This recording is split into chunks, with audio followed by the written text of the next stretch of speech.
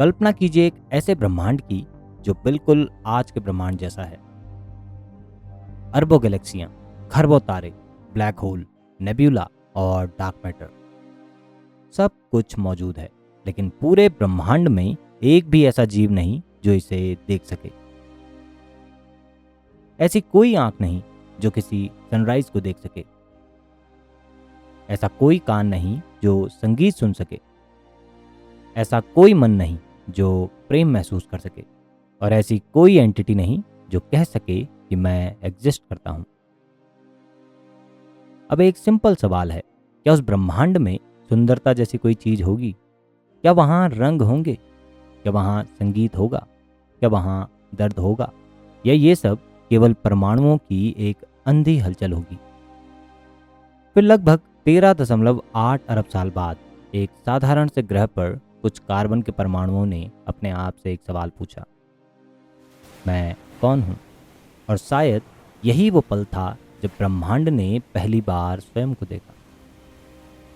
हम black hole की बात करते हैं, समय की बात करते हैं, क्वांटम फिजिक्स की बात करते हैं, लेकिन अगर पूरे ब्रह्मांड का सबसे बड़ा कोई रहस्य है तो वो ब्लैक होल नहीं है, वो आप खुद हैं।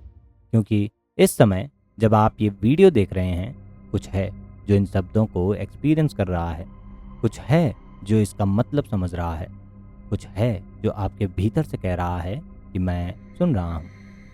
लेकिन वो है कौन? मान लीजिए आपके सामने दुनिया का सबसे बड़ा साइंटिस्ट खड़ा है। उसके पास एक ऐसी मशीन है जो आपके दिमाग के हर एक न्यूरॉन को रियल टाइम में देख सकती है।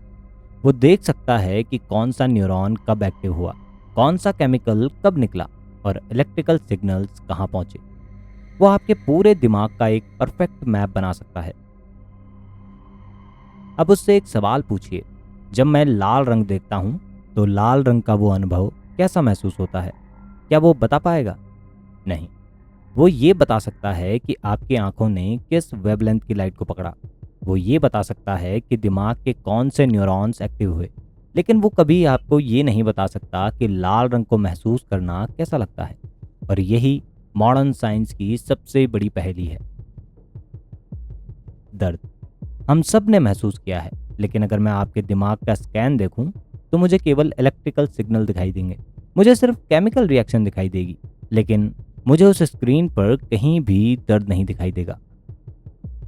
मैं प्रेम नहीं देख सकता, मैं डर नहीं देख सकता, मैं खुशी नहीं देख सकता। मैं केवल न्यूरॉन्स देख सकता हूं। तो फिर वो अनुभव कहाँ है? सोचिए, अगर कोई एलियन पृथ्वी पर आए और इंसानों की बॉडी की स्टडी करे तो उसे केवल सेल्स दिखाई देंगे, मॉलिक्यूल्स दिखाई देंगे, डीएनए और न्यूरॉन्स दिखाई देंगे। लेकिन क्या उसे कभी ये पता चल पाएगा कि एक खूबसूरत कविता पढ़ते समय इंसान का दिल क्यों भर आता है? साल 1995 एक ऑस्ट्रेलियन फिलोसोफर डेविड चाल्मर्स ने विज्ञान के सामने एक सवाल रखा, इतना साधारण कि सुनने में आसान लगे, लेकिन इतना गहरा कि आज तक उसका जवाब नहीं मिला। उन्होंने पूछा कि विज्ञान ये तो बता सकता है कि दिमाग इन्फॉर्मेशन को कैसे प्रोसेस करता है, लेकिन वो ये क्यों नहीं बता पाता कि उस इन्फॉर्मेशन का हमें अनुभव क्यों होता है, क्यों हमें कुछ महसूस होता है, क्यों इस भौतिक ब्रह्मांड में कॉन्शियसनेस जैसी कोई चीज़ एग्जिस्ट करती है। उन्होंने इसे नाम दिया the hard problem of consciousness.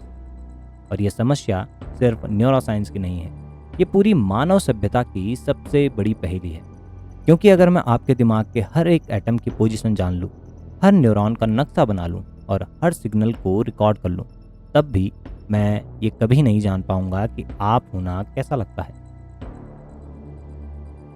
कल्पना कीजिए एक ऐसे भविष्य की जहां एक ऐसा रोबोट बना लिया गया हो जो बिल्कुल इंसानों जैसा है।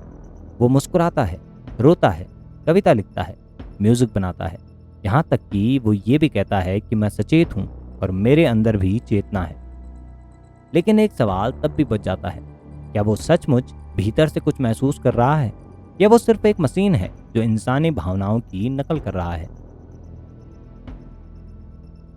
अब अगर आपको इसका जवाब नहीं पता, तो फिर आपको ये कैसे पता है कि आपके आसपास के दूसरे इंसान भी वैसा ही महसूस करते हैं जैसा कि आप करते हैं?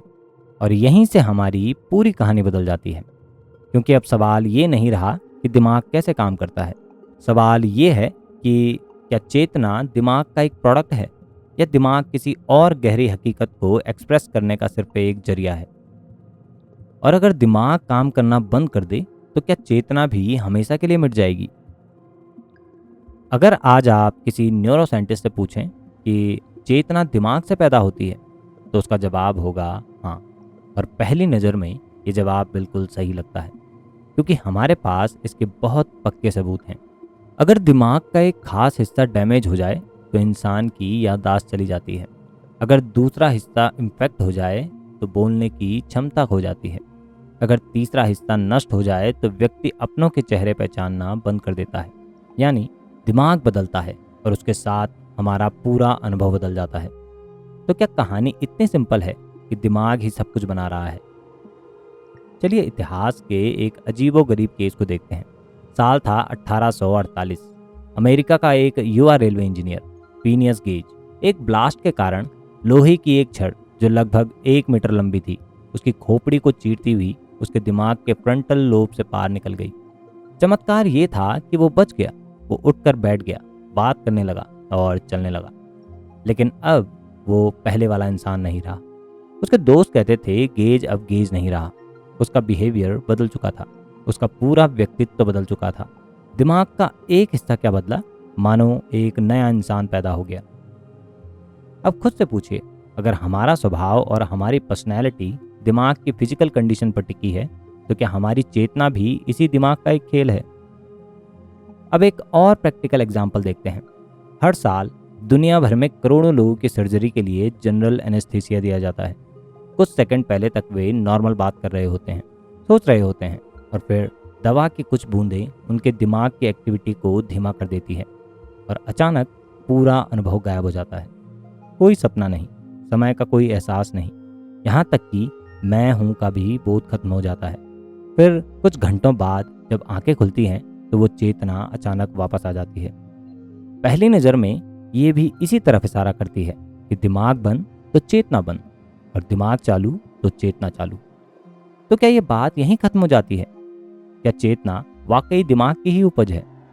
शायद, लेकिन यहीं पर एक बहुत बारीक ट्विस्ट आता है। मान लीजिए आपके घर का टीवी खराब हो जाता है, स्क्रीन पर पिक्चर फटने लगती है और आवाज़ रुक रुक कर आती है। अब यहाँ दो पॉसिबिलिटीज़ हैं।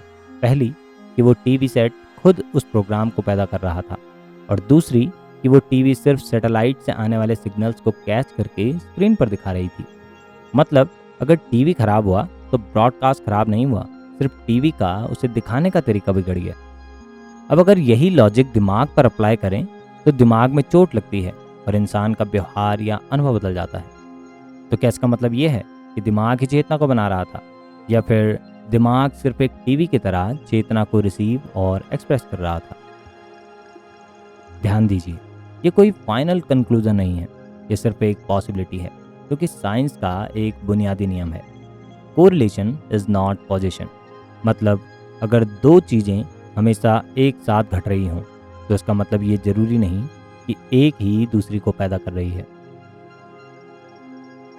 आज का मेन स्ट्रीम विज्ञान यही मानता है कि कॉन्शियसनेस दिमाग की न्यूरनल एक्टिविटी से पैदा होती है, और इस बात के पीछे सॉलिड साइंस है। लेकिन सवाल आज भी वहीं खड़ा है, अगर न्यूरॉन्स चेतना पैदा करते हैं तो कैसे? एक इलेक्ट्रिकल सिग्नल कैसे अचानक गहरे दर्द में बदल जाता है? एक केमिकल रिएक्शन कैसे प्रेम का एहसास बन जाती है? कैसे कुछ बेजान एटम्स मिलकर मैं होने का एहसास कराते हैं? और यही वो सवाल है जिसका जवाब आज की तारीख में किसी के पास नहीं है। और जब किसी बड़े सवाल का जवाब नहीं मिलता तो नई थ्योरीज जन्म लेती हैं। कुछ मॉडर्न साइंटिस्ट कहते हैं कि चेतना इंफॉर्मेशन के एक खास पैटर्न से पैदा होती है, और कुछ का मानना है कि ये ब्रह्मांड का एक फंडामेंटल रूल है।